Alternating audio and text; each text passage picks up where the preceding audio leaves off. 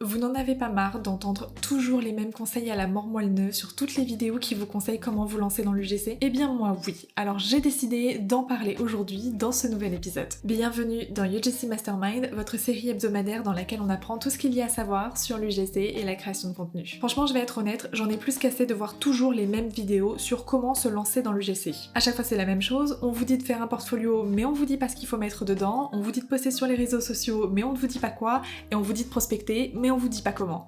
Alors c'est parti, je vais te dévoiler un plan en 4 semaines pour te lancer dans l'UGC de manière professionnelle et non amateur. L'étape que beaucoup de personnes sous-estiment mais qui pour moi est très importante, c'est d'apprendre à faire de l'UGC. L'UGC ce n'est pas seulement recevoir un produit et se filmer avec. Aujourd'hui c'est un métier qui requiert de véritables compétences, alors voilà ce que vous devez savoir avant de vous lancer. L'UGC va au-delà de la simple création de contenu, cela doit remplir des objectifs marketing. Une vidéo UGC peut avoir plusieurs buts. Augmenter la visibilité d'une marque ou d'un produit, générer des visites sur un site internet, ou déclencher des ventes d'un produit ou d'un service. Bref, en tant que créateur UGC, on est un partenaire ou un moyen pour les marques et les agences de toucher une audience et de lui donner envie de réaliser une action. Être créateur UGC demande également de comprendre ce qu'est une cible. Un contenu qui doit toucher des jeunes femmes fans de maquillage qui sont âgées entre 18 et 25 ans utilisera des éléments de langage qui sont forcément différents de si on voulait parler à des mamans. Il est donc essentiel, avant de devenir créateur UGC, de comprendre les enjeux marketing de ce métier. Ce que je vous conseille, c'est d'aller sur YouTube et de regarder un maximum de contenu sur le marketing digital ou bien de commander des bouquins comme le Communicator et le Mercator. L'étape suivante consiste à créer un portfolio. Sans portfolio, vous ne pourrez pas démarcher et obtenir vos premières collaborations rémunérées. Et croyez-moi, je vous parle en tant que créatrice UGC qui, quand elle a démarré, a décroché sa première collaboration rémunérée après 2 semaines. Je vois beaucoup de créateurs et de créatrices qui sous-estiment l'importance d'un portfolio et l'impact que cela a sur la manière dont les marques et les agences nous perçoivent. L'enjeu d'un portfolio, c'est de permettre à des marques de se projeter avec vous. Donc on va parler de ce qu'il doit obligatoirement contenir. Pour commencer, il vous faut des vidéos en face caméra, dans lesquelles on vous voit parler à la caméra pour montrer à vos futurs clients à quel point vous êtes à l'aise. Pour cela, on peut imaginer des concepts très simples comme le fait de répondre à un commentaire pour parler d'un produit. Ensuite, il vous faut une vidéo de démonstration de produit qui peut être réalisée totalement en voix off, mais qui démontre que vous êtes capable de mettre en scène un produit et de montrer ce qu'il apporte. Idéalement, il vous faut également une vidéo d'unboxing, mais attention en parlant à la caméra. Je vous rappelle que dans UGC, il y a U pour utilisateur, donc il faut qu'on vous voit en tant qu'utilisateur avec le produit. Ensuite, vous pouvez ajouter des vidéos plutôt trend ou esthétiques où on a ces plans qui visuellement sont de très bonne qualité mais qui se prêtent plus à de l'organique, mais pour montrer que vous êtes capable également de répondre à ce genre de besoin. Enfin, libre à vous d'ajouter des contenus de type vlog, recettes ou humour qui sont des formats qui vont être de plus en plus recherchés en 2025 par les marques et les agences. Je sais parfois qu'il est difficile pour des débutants d'imaginer des vidéos UGC en dehors du cadre d'une collaboration UGC, mais c'est un exercice que vous devez faire pour alimenter votre portfolio. Et puisque nous avons parlé du fond, nous allons parler de la forme du portfolio. Beaucoup de personnes vous conseilleront d'aller sur Canva, qui est un outil facile à prendre en main et gratuit. Personnellement, j'ai préféré partir sur un hébergeur du site internet, mais Canva fonctionnera très bien.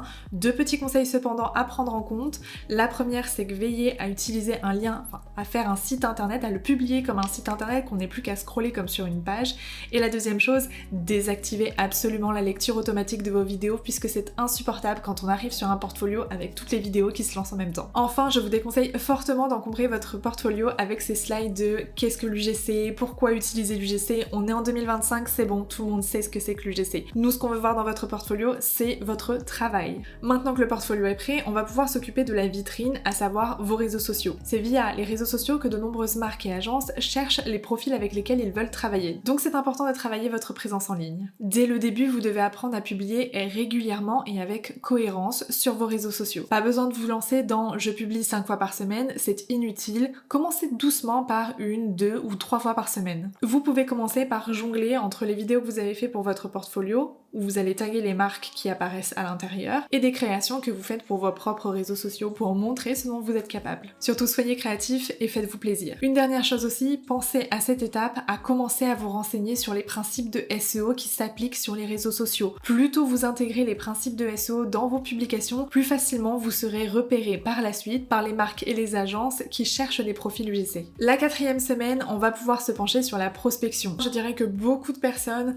se concentrent énormément sur les réseaux sociaux au début et oublient totalement de prospecter. Malheureusement au début, vous allez devoir passer par la case prospection pour décrocher régulièrement des collaborations. Si vous attendez que vos réseaux sociaux décollent et vous apportent des dizaines et des dizaines d'e-bandes par jour, je suis désolée mais vous allez devoir attendre très longtemps. C'est pourquoi vous devez répartir vos efforts. Tout comme vous organisez votre production de contenu pour les réseaux sociaux, vous devriez vous créer une sorte de routine pour la prospection. Voici quelques conseils que je vous donne pour mener à bien votre prospection. Essayez de vous bloquer des créneaux toutes les semaines pour faire un petit peu de prospection plutôt que de vous mettre 3 heures d'un seul coup de prospection et de vous dégoûter. Ne négligez pas la puissance des relances. Une marque, ça se relance minimum 2 fois après votre message de prospection. Ensuite, faites vos recherches sur les personnes qui travaillent au sein des marques pour éviter au maximum les emails de contact et de support. Enfin, dernier conseil, oubliez totalement les messages en copier-coller qu'on voit absolument partout et qui sont bateaux. Sur ce dernier point, je vous conseille vivement d'aller voir la vidéo de l'Odyssée à ce sujet qui suit toute la polémique autour du fichier de compte qui a été distribué par un formateur en e-commerce et dropshipping. Vous verrez, c'est très intéressant. En suivant ces 4 grandes étapes, vous aurez un démarrage digne d'un vrai professionnel, de quelqu'un de confiance et de crédible qui est capable de se renseigner sur le métier et d'offrir un vrai service qui répond à un besoin. Vous allez dégager une image de confiance en tant que créateur UGC et c'est exactement ce qu'on recherche. La création de contenu UGC, ça demande du temps et des compétences. Arrêtez de tomber dans le panneau de toutes ces personnes qui vous vendent ce rêve de vous allez pouvoir gagner 3000 € par mois